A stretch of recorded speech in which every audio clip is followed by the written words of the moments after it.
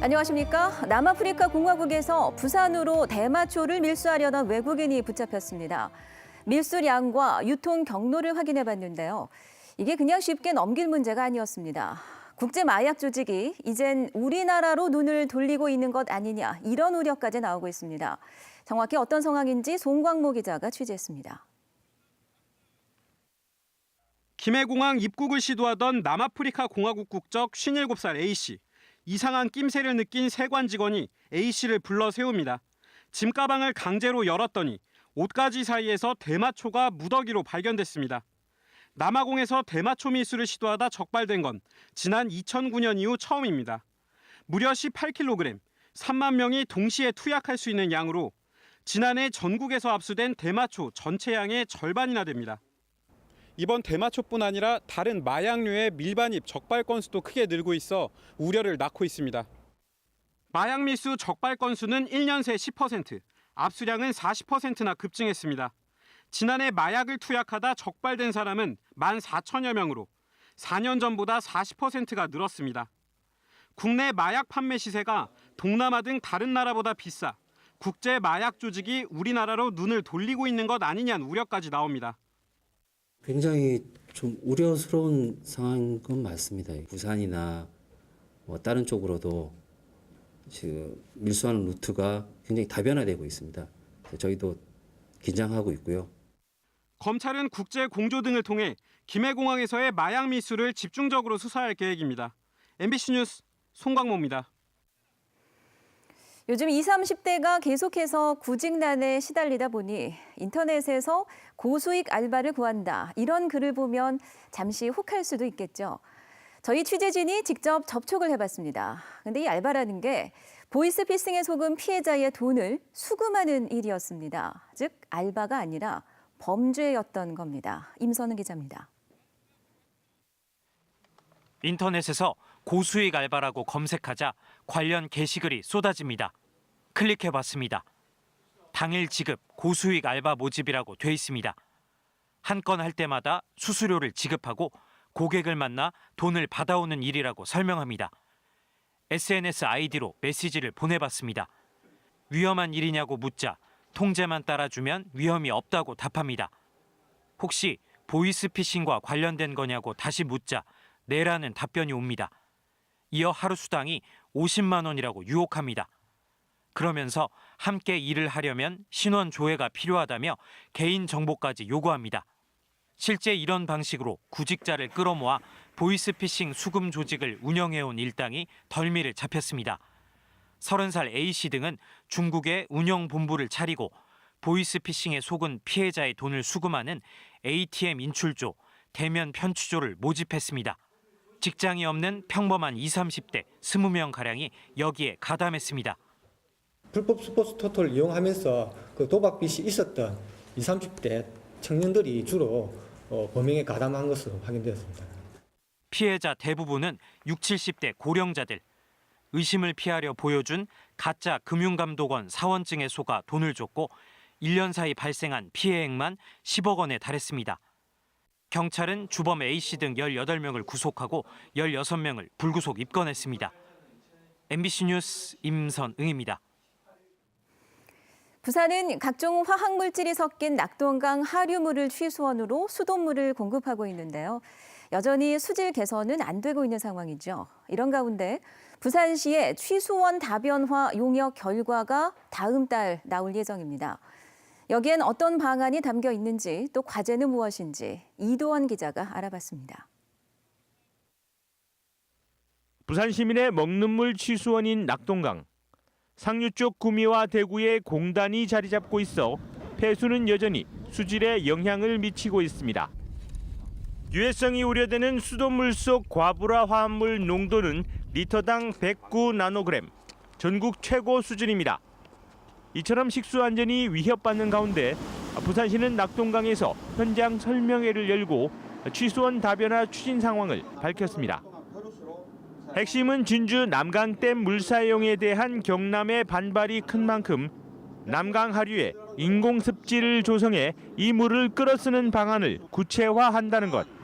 거기에 회동수온지 준설과 강변 여가수 사용 등의 방안도 추가해 지난해 11월 용역에 착수했습니다. 그 난강댐 하류 지역이나 그 한강댐 하류 지역의 인공 습지를 거쳐서 저희들이 가져올 계획으로 추진하고 있고, 또 한 가지는 그 경남만 무지할 게 아니고 우리 자체적으로 해동댐을 준설해서 거기에 대한 물을 확보를 한다든지. 하지만 취수원 다변화가 근본적인 해결책은 아닙니다. 낙동강 수질 개선을 위한 지속적인 노력이 필요하다는 지적입니다. 낙동강 원수 수질 개선을 좀 환경부가 더 힘을 내서 해줬으면 좋겠다는 생각이고, 부산시도 여기에 우선적으로 집중을 하면서 강변 여가 정책에 대해서 투트랙으로. 부산시는 다음 달 말 취수원 다변화 용역 결과가 나오면 광역 상수도 계획 변경을 정부에 정식으로 요청할 계획입니다. MBC 뉴스 이두원입니다. 부산시 공공기관장 인사검증에서 후보자 2명에 대해 자질 부족이란 평가가 나왔습니다. 결국 정경진, 김종철 두 후보자가 자진 사퇴한 가운데 오거돈 시장의 대응이 주목되고 있습니다. 이만은 기자입니다. LCT로부터 명절 선물을 받았던 부산시 공공기관장 후보 2명에 대해 자질 부족 의견이 제출됐습니다. 정경진 부산교통공사 사장 후보자와 김종철 스포원 이사장 후보자. 두 사람은 각각 240만 원과 360만 원의 선물을 받은 사실이 드러나 높은 도덕성을 요구하는 기관장 후보로서 자질이 부족하다는 지적을 받았습니다. 정경진 후보자가 공기업 사장으로서 그 역할과 책임을 다하기에는 부족한 것으로 최종 판단하는 이 경과보고서를 채택하기로 하였습니다. 김종철 부산지방공단 스포원 이사장 후보자 인사검증은 10월 29일 실시하였으며, 후보자는 최고 관리자로서 도덕성 등 조직의 발전과 쇄신을 담보하기에는 부족한 것으로. 나머지 후보자 4명에 대해서는 대체적으로 무난하다는 평가가 나왔습니다. 인사검증 보고서 채택을 앞두고 자유한국당 시의원들이 이번 인사검증 절차의 문제점을 지적하는 기자회견장. 더불어민주당 시의원이 들어오면서 한때 설전이 벌어지고 험악한 분위기가 연출되기도 했습니다. 이 비리가 언제 생겼어요? 그 부끄러운 줄 알아야지. 정말 기자인이 아니라. 의원님 그렇게 말씀하시면 안 되죠. 누가 양산했어요 이걸? 그럼 알면서도 왜 적격이라 된단 말입니까? 아직까지 결명 안 나왔어요. 같은 시각 부산 참여자치 시민연대도 부산시청 앞에서 시위를 열고 부적격 내정자의 사퇴를 촉구했습니다. 자격 부족 평가에 부담을 느낀 정경진 후보와 김종철 후보는 보고서 채택 4시간여 만에 시의회의 의견을 존중한다며 전격적으로 자진 사퇴했습니다.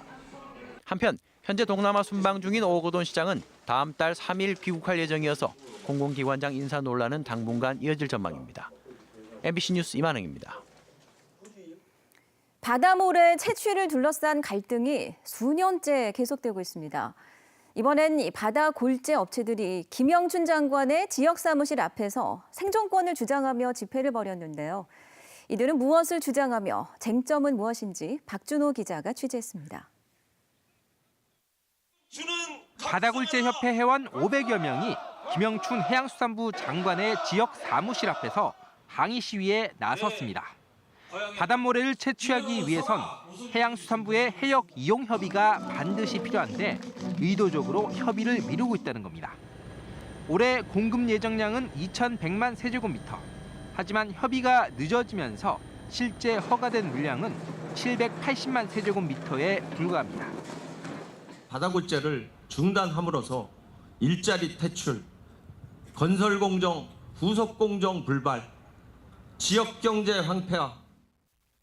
협회는 지난해 발표된 골재 수급 안정 대책에도 불만을 제기하고 있습니다. 4년 뒤 예정 채취량도 크게 줄어 업계 줄도산 등 생존마저 위협당한다는 겁니다. 반면 정부는 우리나라 바다골재 채취량이 다른 나라에 비해 지나치게 많다며 골재 채취는 수산자원에 주는 영향을 충분히 검토해야 한다고 반박합니다. 어떤 나라는 바다모래를 채취를 금지하는 국가도 있고요. 저희도 금지하는 것이 맞지만 이제 국가적인 건설 상황이나 경제 상황 이런 것들을 고려했을 때 단계적인 감축을 하자는. 바다골재 업체들은 조만간 위법을 감수한 채 해상 시위에도 나설 계획이어서 골재 채취를 둘러싼 갈등은 더 커질 전망입니다. MBC 뉴스 박준호입니다. 남해지방해양경찰청이 직원 채용과 승진을 해주는 대가로 금품을 받은 혐의로 이주학 부산공동어시장 대표이사에 대해 사전 구속영장을 신청했습니다. 이 대표이사는 직원 1명을 채용해주고 직원 4명을 임원으로 승진시켜주는 대가로 5,300만 원을 받은 혐의를 받고 있습니다. 이 대표이사 측은 부정한 돈을 받은 사실이 없다며 혐의를 전면 부인하고 있습니다. 해경도 돈을 줬다는 사람들의 진술 외에는 다른 증거를 확보하지 못한 것으로 알려져 법정 공방이 예상됩니다. 한국과 호주 간 최대 규모의 민간 경제교류 협력 채널이 부산에서 가동됐습니다. 전국경제인연합회는 오늘 해운대 웨스틴 조선호텔에서 호주 진출에 관심이 있는 기업의 임직원 등 100여 명이 참석한 가운데 39차 한호주 경제협력위원회를 개최했습니다. 한호주 경제협력위원회는 에너지와 농축산물, 공산품, 인프라, 서비스 등 모든 경제 분야에 걸친 교육, 투자 교류의 협력의 장으로 양국에서 번갈아 개최돼 왔습니다. 민주평화통일자문회의 부산적 회의가 오늘 저녁 7시 30분 부산문화회관 대극장에서 통일열차는 부산에서 출발합니다라는 주제로 음악회를 개최했습니다. 이번 통일열차 음악회에는 가수 안치환과 지휘자 홍성택 등이 출연해 번영과 화합으로 통일을 노래하는 뜻깊은 자리가 됐습니다. 민주평통자문 부산회의는 18기 출범 때부터 통일열차를 반드시 부산에서 출발시키겠다는 구호를 외쳐왔다고 밝혔습니다. 전 여자친구와 일가족 등 4명을 살해한 뒤 스스로 목숨을 끊은 용의자 32살 신모 씨가 전 여자친구를 상습적으로 폭행해왔다는 증언이 나왔습니다. 경찰은 한 참고인으로부터 용의자 신 씨가 평소에도 전 여자친구를 상습적으로 폭행해왔고 이에 가족들이 신 씨를 탐탁지 않게 생각했다는 진술을 확보했습니다.